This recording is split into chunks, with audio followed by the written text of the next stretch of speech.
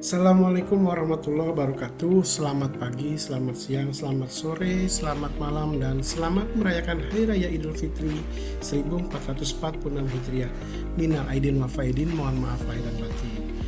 Baik, alhamdulillah, setelah beberapa waktu lalu saya mencoba untuk membantu orang tua untuk memprediksi atau memberikan gambaran terkait peluang anak-anak mereka masuk ke SMP negeri.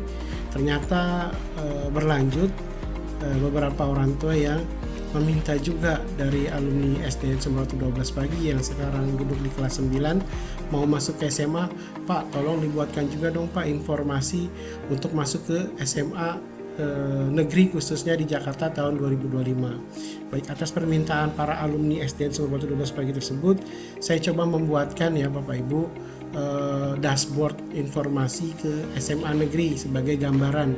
Jadi mungkin ada ingin mengetahui informasi terkait nilai terendah, kuota maupun hal yang lainnya. Baik, di sini coba langsung kita buka Google Chrome atau boleh juga Microsoft Edge. Di address bar ya di atas ini kita ketikkan, sama sebenarnya linknya dengan yang informasi ke SMP, yaitu s.id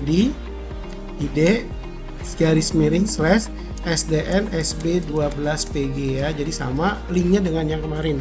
Cuma perbedaannya ketika kita masuk link s.id SBN SB 12 PG ini, kita akan masuk ke dashboard informasi masuk ke SMP dulu. Ya, seperti yang kemarin sudah saya buatkan videonya. Di sini kotaknya masih SMP negeri ya. Nah, di sini ada informasi tambahan untuk alumni SDN Sumerwatu 12 Pagi yang mau masuk ke SMA negeri. Ya, artinya sekarang sedang duduk di kelas 9 ya, sudah jadi alumni Sumerwatu 12. Sekarang mau bersiap masuk ke SMA, silakan bisa klik logo sekolah ya, logo sekolah yang biru ini sebelah kanan ya.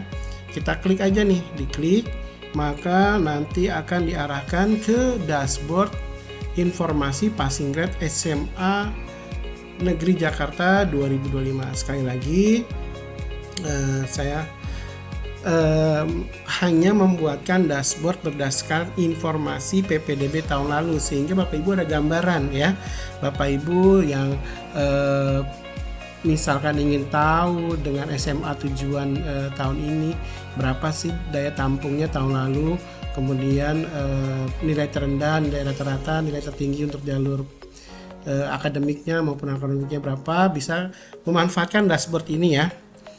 Nah, cara memanfaatkannya sama seperti dashboard untuk informasi passing grade ke SMP negeri. Cukup ketikkan nama sekolah di dalam kotak ungu ini Bapak Ibu nih. Di kotak yang ungu ini ya, atau anak-anak ya, di kotak ungu ini tinggal kita ketik aja SMA negeri yang menjadi tujuan kita atau yang ingin kita tahu informasinya ketika PPDB tahun lalu ya. Ketika PPDB tahun lalu, contoh SMA negeri yang 2 digit ya, nama sekolahnya misalkan SMA negeri 77, SMA negeri 77, kita enter, tinggal di enter, maka dia akan berubah informasinya sesuai dengan informasi PPDB di SMA 77 tahun lalu, tahun 2024. Kenapa? Sebagai gambaran kita saja, sebelum nanti PPDB yang sebenarnya sebagai gambaran para orang tua murid maupun para siswa yang ingin masuk ke SMA 77. Nah, SMA 77 informasi yang pertama itu ada alamat sekolahnya di Jalan Cempaka Putih Tengah, RT 2 RW 8, Kelurahan Cempaka Putih Timur. Nah, alamat sekolah ini sebenarnya sebagai informasi awal bahwa warga RT 2 RW 8 Kelurahan Cempaka Putih Timur menjadi prioritas pertama untuk masuk SMA tersebut ya. Di dalam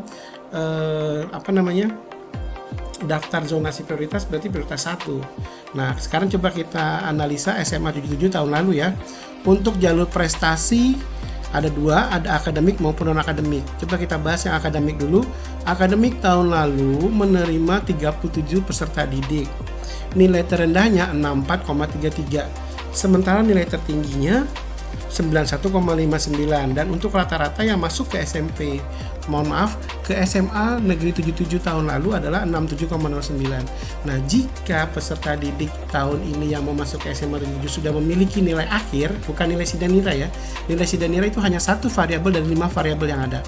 Kalau kita sudah punya gambaran, oh ternyata nilai anak kita sebesar ini ya, apakah ada di bawah rata-rata, apakah di bawah nilai terendah, ataukah ada di atas rata-rata, bahkan di atas nilai tertinggi tahun lalu, bisa kita baca peluang. Artinya gini, kalau tahun lalu nilai terendahnya 64,33, kalau nilai anak kita di bawah itu sangat jauh atau jauh sekali, kemungkinannya sangat kecil untuk masuk di jalur prestasi.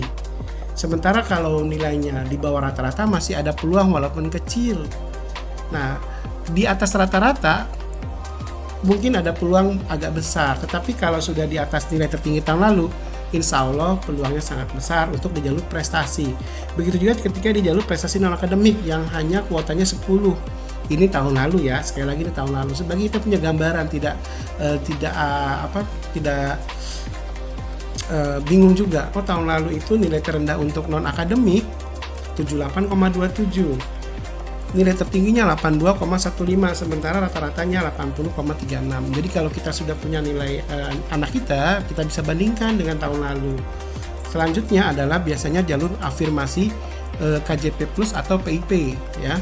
Nah, di sebelah kanan ini ada juga informasinya, daya tampung tahun lalu itu 49 siswa. Ya, 49 siswa. Sekali lagi daya tampung tahun lalu. Nanti kita akan update terus perubahannya. Sementara untuk nilai terendah untuk afirmasi KJP Plus atau PIP, jadi mungkin kalau tahun sebelumnya hanya zonasi prioritas 1, 2, dan 3 yang dipertimbangkan. Tetapi tahun lalu baru dipertimbangkan untuk KJP Plus ataupun PIP, mempertimbangkan juga nilai. Jadi anak ini masuk prioritas keberapa di SMA 77? Kalau dia afirmasi prioritas ke-1, ke-2, itu akan didahulukan walaupun nilainya rendah. Tetapi kalau sudah sama-sama prioritas ketiga, nah ini kan yang paling rendah tahun lalu di 77 itu semuanya afirmasi prioritas ketiga, baru nilainya yang dibandingkan. Ternyata tahun lalu di SMA 77 nilai terendahnya 59,48. Pak, kalau anak saya prioritas ke-1 tapi nilainya lebih rendah bisa masuk gak? Insya Allah bisa masuk karena dia prioritas ke-1 maupun prioritas ke-2. Tapi kalau prioritas ketiga, nilai minimalnya tahun lalu di 77 adalah 59,48. Nah, di sini juga saya lampirkan kelurahan zona prioritas ketiga yang bisa memilih SMA 77, yaitu ada Cempaka Putih Barat, Cempaka Putih Timur, Rawasari, Galur, Johar Baru, Kampung Rawa, Tanah Tinggi, Cempaka Baru, Harapan Mulia, Serdang, Sumber Batu, Tan Panjang, Kayu Putih, Rawamangun, sampai ke Bungur. Jadi banyak sekali kelurahan zonasi prioritas ketiga ya. Kenapa saya pilihkan prioritas ketiga? Karena prioritas ketiga ini yang pasti bisa memilih ke situ ya. Jadi kalau di luar kelurahan ini tidak bisa memilih pada saat jalur zonasi maupun saat jalur afirmasi KJP Plus.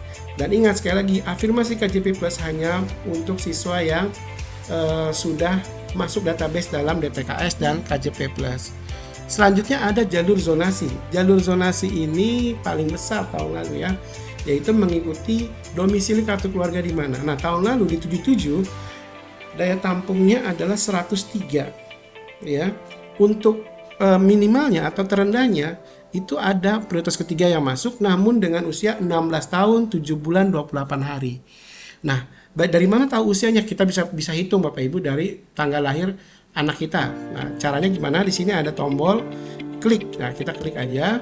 Misalnya kita mau coba prediksi usia. Kalau nilai Sidanira atau nilai akhir prestasi kan masih menunggu verifikasi dari dinas, prestasi anak kita disetujui atau tidak, atau ditolak seperti apa. Nah, untuk mengetahui usia anak kita sudah tahu nih tanggal lahirnya berapa, bisa kita prediksi lah kira-kira ya. Misalkan nama anak kita adalah Radana, asal sekolahnya SMP ya kan, dari SMP negeri 183. Kemudian tanggal lahirnya 16 garis miring bulan lahirnya April. Nah, ini mau ulang tahun 16 April ya. 2000 berapa? Biasanya 2000 kelahiran anak-anak kan 2011 ya. Contoh 2011. Oh, ternyata 14 tahun 2 bulan 16 hari. Pak, ternyata lahirnya 2010, diganti 2010. 2010. Oh, 15 tahun 2 bulan 16 hari. Kita lihat peluangnya. Wah, 16 tahun 7 bulan paling rendah. Itu pun yang masuk di dalam kelurahan zonasi prioritas ketiga. Jadi seperti itu ya. Jadi adapun jalur-jalur yang lain, yang jalur keempat itu jalur PTO maupun pindah tugas orang tua maupun jalur anak guru, itu tidak bisa semua peserta didik mengikuti, hanya yang memiliki syarat khusus. Jadi yang bisa diikuti oleh seluruh peserta didik kelas 9 adalah jalur prestasi karena semua siswa memiliki rapot. Kemudian jalur zonasi karena setiap siswa memiliki domisili di DKI gitu ya. Sementara untuk KJP itu hanya yang tertentu saja, dan PTO apalagi ya, hanya yang berasal dari luar daerah yang pindah tugas orang tuanya. Nah, adapun tombol-tombol yang lain ini bisa diklik ya. Bisa diklik untuk informasi juknis tahun lalu. Nah, ketika nanti ada juknis terbaru nanti akan saya update di sini ya. Baik untuk juknis PPDB-nya, untuk daya tampungnya maupun zonasinya, nih seperti ini ya. Nah, lalu bagaimana dengan SMA lain, Pak? Misalkan SMA 1, saya mau tahu SMA 1. Karena SMA 1 favorit nih katanya. SMA 1 kita ketik saja 1 di sini. Jangan ditulis 1 ya. 1, angka 1 enter. Maka akan berubah datanya dari SMA 77. Nah, SMA 1 itu letaknya di Jalan Budi Utomo, nomor 7, RT 4, RW 8. Otomatis siswa yang beralamat di RT 7, di RT 4 RW 8 itu prioritas 1 ketika di jalur zonasi maupun afirmasi KJP+.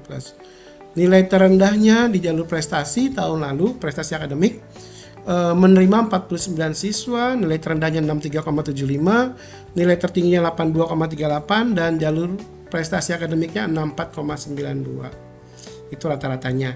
Bisa kita baca jadi nilainya ya Bapak Ibu.